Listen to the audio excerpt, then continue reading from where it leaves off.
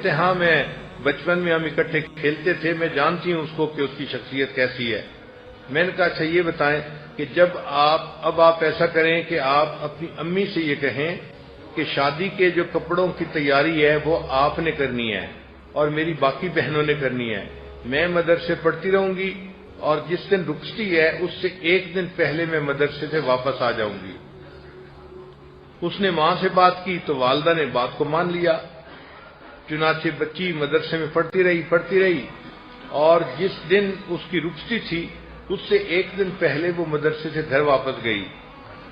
پھر بعد میں شادی کے بعد اس نے واقعہ سنایا کہ جب میں گھر گئی تو میری ساری رشتہ دار خواتین آئی ہوئی تھیں، وہ بڑی انتظار میں تھیں۔ جیسے ہی میں گئی مجھے کہنے لگ گئیں تم کہاں چلی گئی تھی، ہم تمہارے انتظار میں بیٹھی تھیں۔ پھر امی نے مجھے کہا کہ دیکھو وہ جو مہندی لگانے والی عورت ہے وہ آئی ہوئی ہے، تمہارے انتظار میں ہے، جلدی کرو ہاتھ پاؤں پہ مہندی لگوا لو۔ اب ہاتھ پاؤں پہ مہندی لگوانا تھا تو وہ کہنے لگی کہ میں نے امی سے کہا کہ امی مجھے لوگوں کے سامنے بیٹھ کے مہندی لگوانے میں حیا محسوس ہوتی ہے، کتنا اچھا ہو کہ آپ مجھے اوپر کی سٹوری پہ بھیج دیں۔ ہمارے گھر کے اوپر کی سٹوری پہ بھی کچھ کمرے تھے، تو امی نے کہا ٹھیک ہے تم اوپر چلی جاؤ۔ چنانچہ میں اوپر چلی گئی، وہاں تنہائی تھی، وہاں میں نے ہاتھوں پہ بھی مہندی لگوا لی، پاؤں پہ بھی مہندی لگوا لی اور بیٹھ گئی۔ اب اکیلی تھی تو میں نے اپنی چھوٹی بہن کو بلایا اور اس کو کہا کہ دیکھیں میں آپ کو اتنے پیسے دوں گی، آپ میری مدد کریں۔ اس نے پوچھا کیا؟ میں نے کہا مدد یہ ہے کہ یہ جو میری کتاب ہے نا اس کا صفحہ آپ آ کے الٹ جایا کریں، کیونکہ میں مہندی کی وجہ سے اس کا صفحہ الٹ نہیں سکتی۔ چنانچہ میری چھوٹی بہن آ کے کتاب کا صفحہ الٹ جاتی اور میں اس کتاب کو بیٹھی پڑھ رہی تھی، اور وہ کتاب صرف اور نحو کی تھی۔ کہنے لگی کہ اس رات بھی میں پوری رات صرف نحو کی کتابیں پڑھتی رہی، حتیٰ کہ رخصتی والے دن جب میں جدا ہو رہی تھی تو میں دلہن بنی ہوئی تھی اور میرے پاس میک اپ کا جو ہے نا باکس تھا جو میں نے اپنے ساتھ رکھنا تھا، اسی باکس کے ساتھ میں نے صرف اور نحو کی کتابیں بھی اپنے ساتھ رکھ لی۔ جب میں اگلے گھر گئی تو وہاں پر انہوں نے دلہن کو ریسیو کیا تو بہت ساری خواتین تھیں جو آ گئیں کمرے میں، باتیں کرتی نہیں۔ پھر کچھ دیر کے بعد خواتین نے کہا کہ اچھا اب ہم جاتی ہیں کیونکہ آپ کے شوہر نے آنا ہے۔ خواتین چلی گئیں۔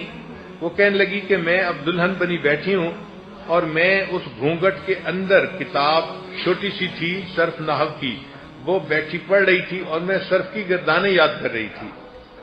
حتیٰ کہ جب دروازہ کھلا اور مجھے پتہ چلا کہ میرا ہسبینڈ کمرے کے اندر آ رہا ہے تو میں نے ان دونوں کتابوں کو تکیے کے نیچے رکھ دیا اور اپنے ہسبینڈ کے ساتھ اپنا وقت گزارا۔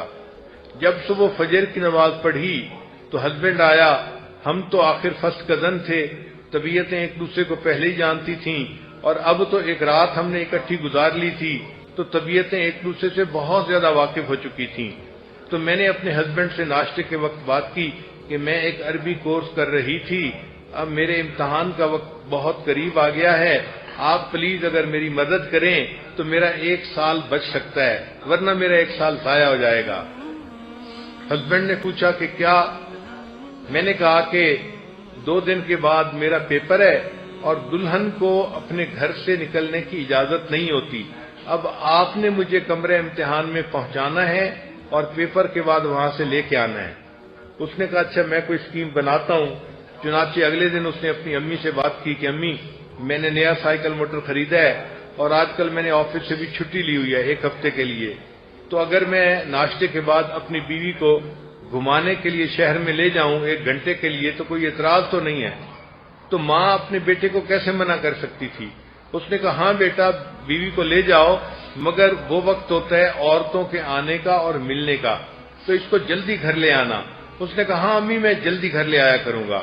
چنانچہ اگلے دن کیا ہوا کہ اس دلہن کو اس کے خاوند نے سائیکل موٹر پہ بٹھایا اور صبح 8 بجے سے پہلے اس نے 15 منٹ پہلے ہمارے گھر میں پہنچا دیا۔ کیونکہ مدرسہ گھر کے بالکل قریب ہے اس لیے گھر میں میری اہلیہ نے اس بچی کی کچھ یونیفارم جو تھیں وہ دھلوا کے استری کروا کے رکھ دی تھیں۔